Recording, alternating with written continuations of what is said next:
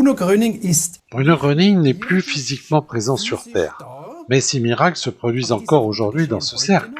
Oui, Et c'est ce qui rend la compréhension encore plus difficile, oui. car le canal a disparu ou est-il encore là? À l'époque, ma mère a posé une question très importante à Monsieur Gröning.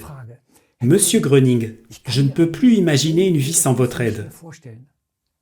Car il ne s'agit pas seulement de choses physiques, mais aussi de choses du quotidien. Et puis cette demande, Monsieur Gröning, aidez-nous s'il vous plaît. Et ça a marché. Que ferons-nous quand vous ne serez plus là? Et puis il a prononcé un mot très important. Il a dit, tous les êtres humains doivent mourir, moi aussi, mais je ne serai pas mort. Et celui qui m'appellera, alors, je viendrai l'aider. Et ma mère ne comprenait pas ça. Comment ne pas être mort quand on est décédé? Oui, je comprends. Oui, Alexander, tu le comprends aujourd'hui. Nos téléspectateurs aussi, mais il faut s'en rappeler. Il faut qu'on se mette ça dans la tête. Nous sommes un esprit.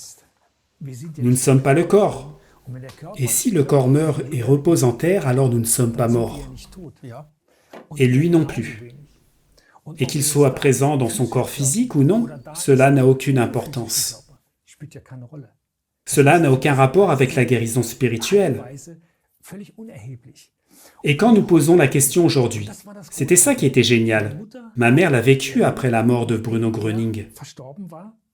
Quand sa femme de ménage, en époussetant, fit tomber le cadre en verre avec la photo de Bruno Gröning qui se brisa, ma mère a dit « C'est le moment pour moi de lui demander. Savez-vous qui c'est? Non, Bruno Gröning. » Elle a parlé de sa guérison et l'autre a dit « Qu'est-ce que c'est? Ça picote !» Oui, c'était déjà le Heilstrom. En ayant parlé ensemble, elles se sont connectées au courant guérisseur et cette force a commencé à circuler.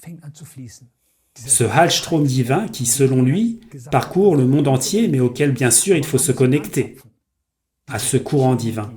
Quelques jours plus tard, la femme de ménage est venue et a dit « Madame Osler, il s'est passé quelque chose. Je me suis réveillée et mon œil qui était aveugle, il était aveugle. » Elle avait fait le ménage ne voyant que d'un œil. Il était infecté, et quand je l'ai lavé, j'ai pu voir, regardez. Et puis elle a pris un livre pour enfants, qu'elle a lu à voix haute et a regardé par la fenêtre, et elle a pu voir. Et c'était génial pour ma mère. Ça veut dire que sa parole se vérifie. Si quelqu'un m'appelle, je viendrai l'aider.